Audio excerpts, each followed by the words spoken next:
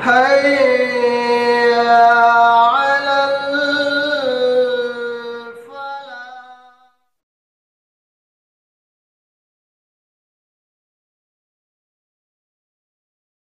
الله تعالى عنه قال رسول الله صلى الله عليه وسلم يقال لصاحب القرآن اقرأ ورتل كما كنت ترتل في الدنيا فإن منزلك عند آخر آية تقرأها رواه أحمد والترمذي وأبو داود والنسائی۔ حضرت عبداللہ ابن عمر رضی اللہ تعالی عنہ بیان کرتے ہیں کہ اللہ کے رسول صلی اللہ علیہ وسلم نے بیان فرمایا، حامل و عامل قرآن سے کہا جائے گا پڑھتا جا اور چڑھتا جا،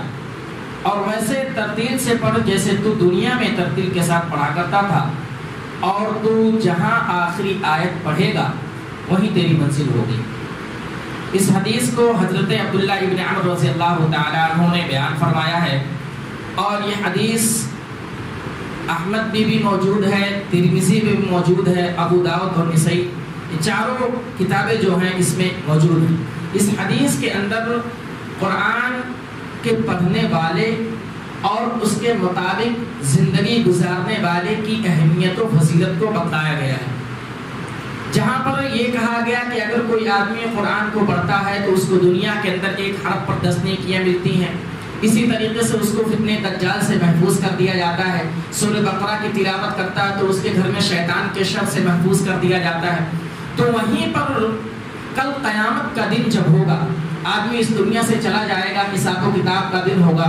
اس دن اللہ رب العالمین اس بندے کو کہے گا جو قرآن کو اس دنیا کے اندر ترتیل کے ساتھ، تجوید کے ساتھ بہترین انداز میں جو قرآن پڑھنے کا طریقہ، اس طریقے سے جو آدمی اس دنیا کے اندر قرآن پڑھ رہا ہوگا، اس کو اللہ رب العالمین کہے گا تو یہاں پر بھی قرآن کو پڑھتا جا، اسی طریقے سے جس طریقے سے تو دنیا کے اندر پڑھا کرتا تھا، اور اپنی منزلوں کو چڑھتا جا، بڑھتا جا، یعنی جہاں تو پڑھتا جائے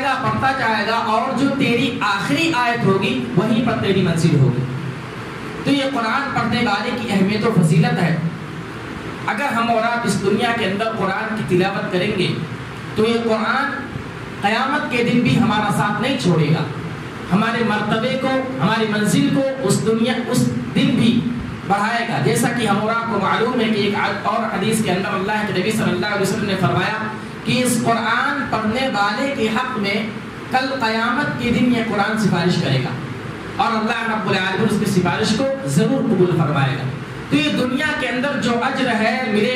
گا، آخرت میں بھی قرآن پڑھنے والے کو اجر ملے گا، اور اللہ رب العالمین اس کے پڑھنے کے برکات کی وجہ سے اللہ رب العالمین اس کو بخش دے گا اور اس کو جنت میں داخل کرے گا۔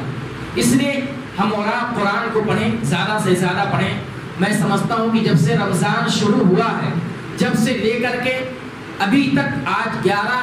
روزے ہو جائیں گے، یہ قرآن کے تعلق سے ہی حدیثیں بیان کی جا رہی ہیں، اس کی اہمیت و فضیلت کو بتایا جا رہا ہے۔ جو درس میں عصر کے بعد جو درس ہو رہا، یہ جو حدیثیں بیان کی جا رہی ہیں وہ قرآن کے تعلق سے ہیں۔ اس لیے ہم اور آپ اپنے دل کو جھنجھوڑیں، اپنے سینے پر ہاتھ رکھیں اور اپنے نفس کا محاسبہ کریں، اپنے اعمال کا محاسبہ کریں۔ کیا 24 گھنٹے میں آدھا گھنٹہ، 10 منٹ، 15 منٹ، 1 گھنٹہ کے قرآن کو دیتے یا نہیں دیتے؟ اگر نہیں دے رہے ہیں تو یہ جان لیجیے ہماری بہت ہی بدقسمتی کی بات ہے۔ اس لیے ہم اور آپ قرآن کو وقت دیں، قرآن کو پڑھیں، قرآن کی تلاوت کریں۔ بار بار حدیثیں بیان کی جا رہی ہیں، قرآن کی اہمیت و فضیلت کو بتلایا جا رہا ہے، ہم اور آپ اس کو سمجھیں۔ اور اس حدیث کے اندر بھی اللہ رب العالمین، اللہ کے نبی صلی اللہ علیہ وسلم نے قرآن کی اہمیت کو فضیلت بتلایا ہے کہ جو کوئی آدمی اس دنیا کے اندر پڑھے گا، کل قیامت کے دن بھی یہ قرآن اس کے ساتھ ہوگا، اور اللہ رب العالمین اس سے کہے گا پڑھتا جا، چڑھتا جا، اور اپنی منزلوں کو پار کرتا ہوا جا، اور تیری آخری منزل وہی ہوگی جو تیری آخری آیت ہوگی۔ اس لیے ہم اور آپ دنیا کے اندر قرآن کو پڑھیں اور اس کے مطابق اپنی زندگی بھی گزاریں۔ قرآن کا جو فرمودات ہیں، فرمان ہے، اس کے مطابق اپنی زندگی گزاریں۔ آخر میں اللہ رب العالمین سے دعا ہے کہ اللہ رب العالمین تو ہمیں قرآن سے محبت کرنے کی توفیق عطا فرما، قرآن کی تلاوت کرنے کی توفیق عطا فرما، قرآن کے فرمودات کے مطابق اپنی زندگی گزارنے کی توفیق عطا فرما، اور اس کے ساتھ ساتھ ہمیں کہنے سننے سے زیادہ عمل کرنے کی توفیق عطا فرما۔ آمین وآخر دعوانا الحمدللہ رب العالمین۔ السلام علیکم ورحمۃ اللہ وبرکاتہ۔